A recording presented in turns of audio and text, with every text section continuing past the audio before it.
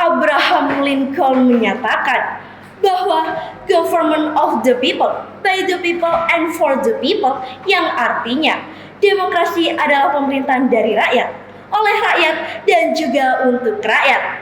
Assalamualaikum warahmatullahi wabarakatuh. Salam sejahtera bagi kita semua. Salam Om Swastiastu, Namo Buddhaya. Dewan juri penilai video debat yang terhormat dan rekan-rekan pemerhati debat hari ini. Perkenalkan, kami dari tim Ahmad Subarjo. Saya Fatma Bella sebagai pembicara pertama yang akan menyampaikan latar belakang mosi debat penerapan ambang batas sengketa hasil pilkada di Mahkamah Konstitusi. Rekan saya Herlinda Dwi Aryani yang akan menyampaikan dari sudut pro dan rekan saya Herul Umam yang akan menyampaikan dari sudut kontra. Adanya mosi perdebatan kali ini didasarkan pada banyaknya pengajuan permohonan sengketa hasil pilkada di Mahkamah Konstitusi.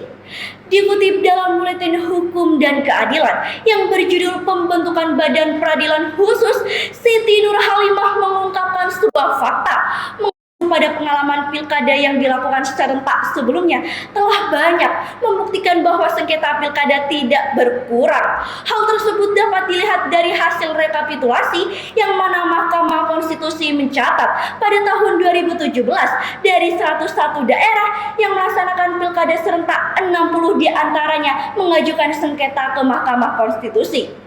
Artinya, bisa dibayangkan akan terjadi pembengkakan lebih dari 50% pengajuan sengketa terhadap Mahkamah Konstitusi pada pilkada serentak tahun 2024 yang akan mendatang. Leon Duguid, seorang sarjana Perancis, dalam bukunya Traité droit constitutionnel menyatakan bahwa konstitusi bukan sekedar memuat norma-norma dasar tentang struktur negara, tapi lebih jauh dari itu. Konstitusi mengatur tentang struktur negara yang memang benar-benar terdapat dalam kenyataan hidup yang ada di masyarakat. Oleh sebagaimana quote di awal bahwa nilai demokrasi sejatinya pemerintahan dari, oleh, dan juga untuk rakyat, maka kita perlu menjunjung nilai keadilan secara universal, salah satunya dengan menerapkan ambang batas sengketa hasil pilkada di Mahkamah Konstitusi. Mengingat Mahkamah Konstitusi sejatinya diberikan kewenangan oleh Undang-Undang Nomor 10 Tahun 2016 tentang pemilihan gubernur, bupati, dan wali kota untuk mengadili hasil sengketa pilkada yang termaktub dalam pasal 157 sebelum terbentuknya Badan Peradilan Khusus. Hal tersebut merupakan suatu legitimasi yang harus dilaksanakan. Perlu dipahami secara bersama bahwa politik hukum pembatasan perkara sengketa hasil pemilihan kepala daerah yang dimuat dalam pasal 158 ayat 1 dan 2 Undang-Undang Nomor 10 Tahun 2016 tidak muncul secara tiba-tiba, dan dilatar belakangi oleh yang pertama, yakni sebagai sistem threshold, yang artinya politik hukum kebijakan yang akan dibentuk sesungguhnya agar mencegah Mahkamah Konstitusi tidak terjerumus kembali dalam kasus suap perkara pilkada pada tahun 2015 yang dapat merenggut kehormatan kekuasaan kehakiman serta merenggut kedaulatan rakyat. Selain itu, belum adanya definisi komprehensif mengenai pelanggaran terstruktur, sistematis, dan masif, sehingga dilakukan pemangkasan jumlah kasus yang ditangani oleh Mahkamah Konstitusi itu sendiri. Kedua, Mahkamah Konstitusi dalam perkara pengajuan permohonan sengketa hasil pilkada tidak serta-merta menolak permohonan yang diajukan. Dengan demikian, rasionalitas pasal 158 Undang-Undang Nomor 10 Tahun 2016 sesungguhnya merupakan bagian dari konsensus atau kebijakan pembentukan undang-undang untuk mendorong terbangunnya etika dan budaya politik, di mana seseorang tidak serta-merta menggugat hasil pemilihan ke Mahkamah Konstitusi. Namun, lahirnya ketentuan ambang batas ini, Mahkamah Konstitusi dinilai dan juga dikhawatirkan akan menggunakan paradigma lama dalam mengadili sengketa pilkada, dari yang menekankan pada pencarian keadilan substansif menjadi kembali pada keadilan prosedural. Sebagaimana yang disampaikan Saldi Isra dalam bukunya yang berjudul Ambang Batas Pilkada. Oleh karena itu, rekan saya akan menjelaskan kembali tentang bagaimana dinamika pro dan juga kontra adanya penerapan ambang batas sengketa hasil pilkada di Mahkamah Konstitusi ini untuk menjamin terwujudnya pemilihan kepala daerah secara langsung dan sesuai dengan kaidah demokrasi. Pelaksanaan serta penegakannya pun harus dilakukan pada prinsip langsung, umum, bebas, jujur, serta adil. Sekian, terima kasih. Sebaik apapun sebuah negara yang ditata secara demokratis, tidak akan dianggap benar-benar demokratis manakala pemimpin-pemimpinnya tidak menjalankan aturan yang ada. Siti Zuro dalam bukunya berjudul Demokrasi Lokal. Dewan Juri dan pemerhati video debat yang terhormat, izinkan saya, Herlina Dwi, akan menyampaikan dari sudut pro pada mosi debat penerapan ambang batas dalam sengketa hasil pilkada di Mahkamah Konstitusi. Pertama, melihat aspek filosofis ground setelah Pancasila, seperti yang telah diamatkan dalam sila kedua Pancasila, kemanusiaan yang adil dan beradab. Sila ini menggambarkan sebagai bangsa untuk saling menghargai dan menghormati guna menjunjung harkat dan martabat antar sesamanya. Oleh karena itu, adanya ambang batas dalam sengketa hasil pilkada sebagai solusi untuk mengurangi beban dan menghormati fungsi Mahkamah Konstitusi yang telah diamanatkan dalam pasal 24 huruf C Undang-Undang Dasar NRI 1945. Mengingat hakim konstitusi yang jumlahnya terbatas hanya 9 orang, maka perlunya ambang batas supaya pelaksanaan penyelesaian sengketa hasil dalam pilkada dapat diadili secara maksimal. Dewan Juri yang terhormat, jika merujuk pada aspek yuridis, mengutip pada pasal 1 ayat 3 Undang-Undang Dasar NRI 1945 bahwa Indonesia adalah negara hukum, yang dimana semua aktivitas kenegaraan dan masyarakat harus didasarkan pada peraturan perundang-undangan yang berlaku, termasuk dalam hal pemberlakuan adanya ambang batas sengketa hasil pilkada. Hal ini juga selaras dalam pasal 158 Undang-Undang Nomor 10 Tahun 2016 tentang pemilihan gubernur, bupati, dan wali kota, yang dimana telah melegitimasi adanya ambang batas dengan presentase 0,5 sampai 2% berdasarkan jumlah penduduk di suatu daerah. Adanya mosi debat mengenai ambang batas sangat perlu dan wajib dilakukan karena telah sesuai dengan peraturan perundang-undangan yang berlaku. Hal ini juga selaras dengan pelaksanaan demokrasi pada adagium yang telah disampaikan di awal. Mengingat Mahkamah Konstitusi yang merupakan the final interpreter of the Constitution telah mendudukkan dalam putusannya PU nomor 51 angka Romawi 13 tahun 2015 pada halaman 107 menegaskan bahwa pada dasarnya pasal 158 UU nomor 10 tahun 2016 tentang pemilihan kepala daerah yang mengandung adanya presentasi ambang batas sengketa hasil pilkada bersifat konstitusional, sehingga secara nyata adanya ambang batas tidak melanggar dan tidak bertentangan dengan Undang-Undang Dasar NRI 1945. Maka adanya ambang batas sejatinya telah menjamin hak dan kebebasan para calon memenuhi tuntutan secara adil Dewan Juri yang terhormat. Jika mengulas lebih jauh, pada pasal 5 ayat 1 Undang-Undang Nomor 48 Tahun 2009 tentang kekuasaan kehakiman menegaskan bahwa hakim dan hakim konstitusi wajib menggali, mengikuti, dan memahami nilai hukum dan rasa keadilan yang hidup dalam masyarakat. Dewan Juri yang terhormat, adanya pemberlakuan ambang batas ini sejatinya mengajak masyarakat untuk berpikir dan bertindak secara rasional, di mana walaupun tidak adanya ambang batas pelanggaran yang dilakukan oleh salah satu calon peserta pilkada, tidak mungkin membatalkan kemenangan calon terpilih jika selisih perhitungan sangat besar, sementara kecurangan yang ditemukan sangat minim. Sehingga ambang batas ini perlu dilakukan karena akan memungkinkan pembatalan pemenang calon terpilih yang memiliki minim selisih suara. Dan pun jika melihat pada aspek sosiologis, di mana Indonesia terdiri 34 provinsi, 98 kota, dan 416 kabupaten. Berdasarkan data yang kami peroleh dilansir dari panmuhammadfaiz.com, di mana pilkada serentak 2018 diselenggarakan oleh 171 daerah dengan jumlah sengketa 71 perkara yang masuk pada Mahkamah Konstitusi. Mengingat adanya asas sederhana, cepat, dan biaya ringan yang dianut dalam penyelenggaraan kekuasaan kehakiman, maka dengan banyaknya sengketa tersebut menyebabkan lambatnya proses peradilan oleh Mahkamah Konstitusi itu sendiri.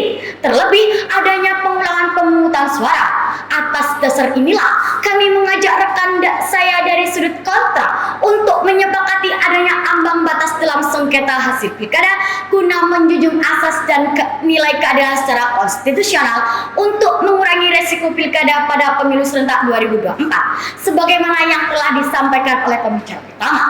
Mengingat pada kontrak sosial yang dikemukakan oleh J.J. Rousseau, di mana manusia perlu berada dalam kontrak sosial dengan orang lain.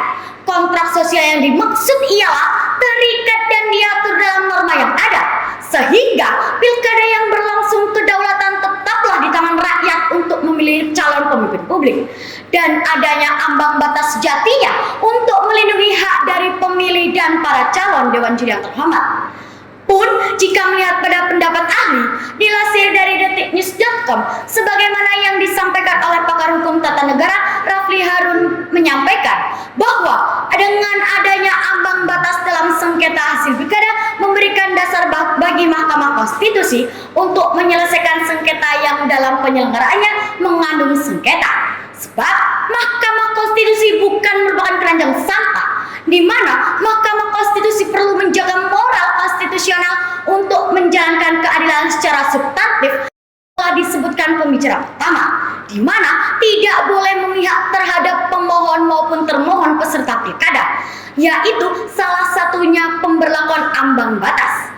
Hal ini pula dipertegas oleh Profesor Mahfud MD saat diwawancarai di Gedung Pracimasana 15 Juni 2020, di mana adanya ambang batas ini tidak lain ialah untuk mengefektifkan sendi-sendi penyelenggaraan pilkada, terutama fungsi dan peran KPU, Bawaslu, dan DKPP. Atas dasar inilah Dewan Juri yang terhormat, saya tetap setuju dengan pemberlakuan ambang batas dalam sengketa hasil pilkada di Mahkamah Konstitusi yang sejatinya telah menjamin hak warga negara secara menyeluruh dan konstitusional. Sekian dan terima kasih. Sejatinya, hukum merupakan kewajiban yang harus dilaksanakan, namun menjadi tidak wajib ketika adanya pelanggaran terhadap hak warga negara. Profesor Yusril Iza Mahendra dalam gugatan PHPU di Mahkamah Konstitusi.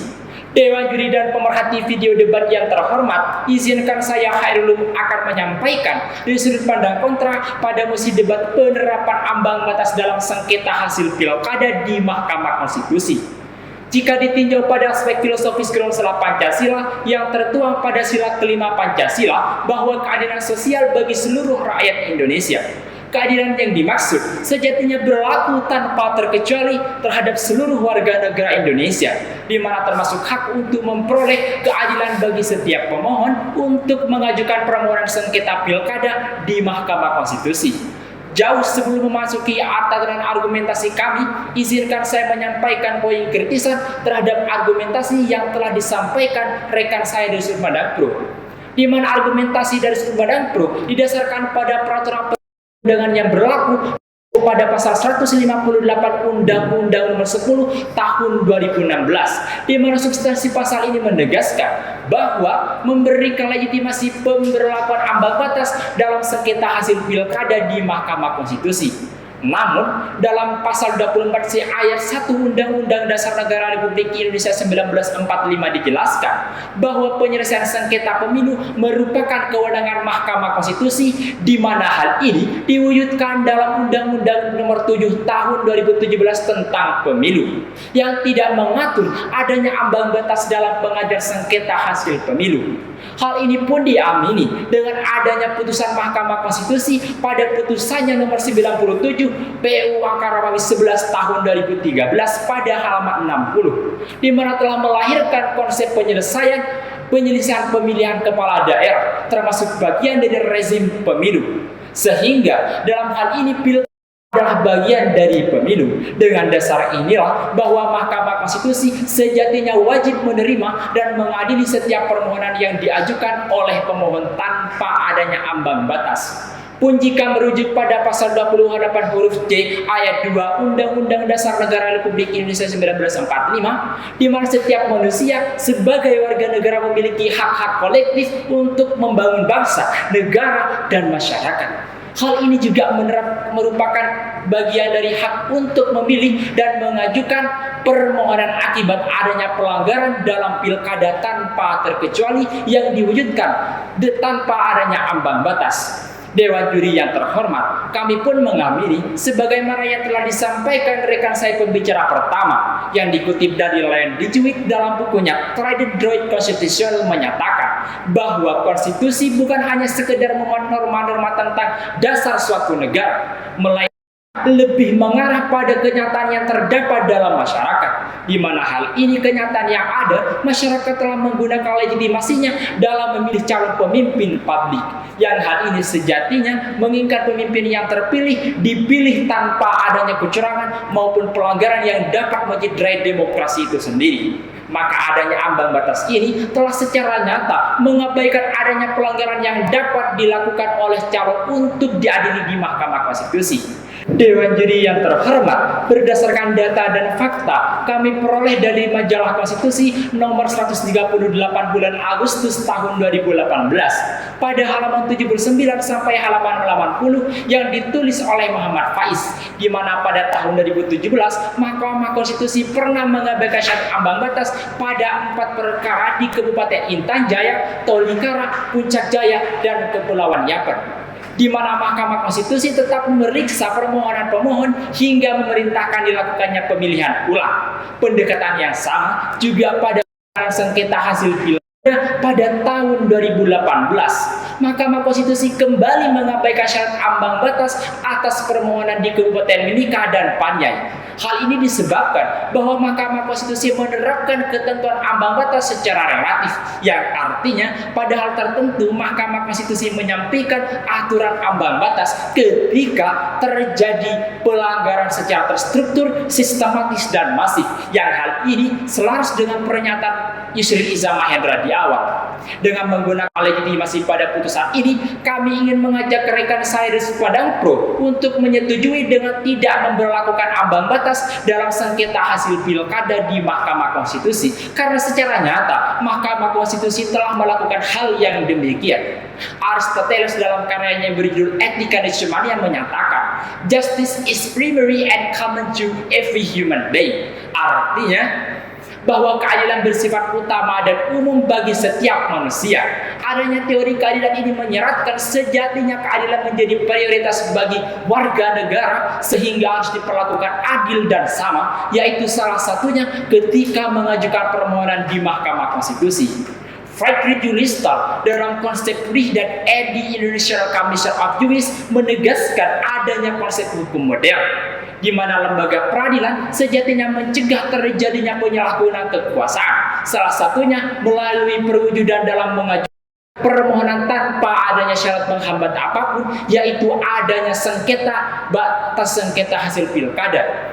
Mengingat Mahkamah Konstitusi ialah bagian dari lembaga peradilan, di mana menurut pasal 10 ayat 1 Undang-Undang Nomor 48 Tahun 2009 tentang kekuasaan kehakiman. Substansi pasal ini menjelaskan bahwa pengadilan tidak boleh menolak memeriksa, mengadili, dan memutus suatu perkara yang diajukan. Hal ini juga selaras dengan prinsip ius curiae bahwa hakim dianggap mengetahui hukum, di mana hal ini bertujuan untuk menciptakan keadilan yang universal sesuai dengan konsep negara hukum, yang salah satunya dapat diwujudkan dengan tidak menerapkan ambang batas pada sengketa hasil pilkada. Dewan juri yang terhormat, kami tidak menyetujui mosi debat ini karena sejatinya telah mengurangi hak warga negara dan nilai keadilan itu sendiri, yang tentunya tidak selaras dengan amanat filosofis Groundslag Pancasila dan tujuan negara dalam pembukaan Undang-Undang Dasar Negara Republik Indonesia 1945, yaitu melindungi segenap bangsa dan memajukan kesejahteraan umum.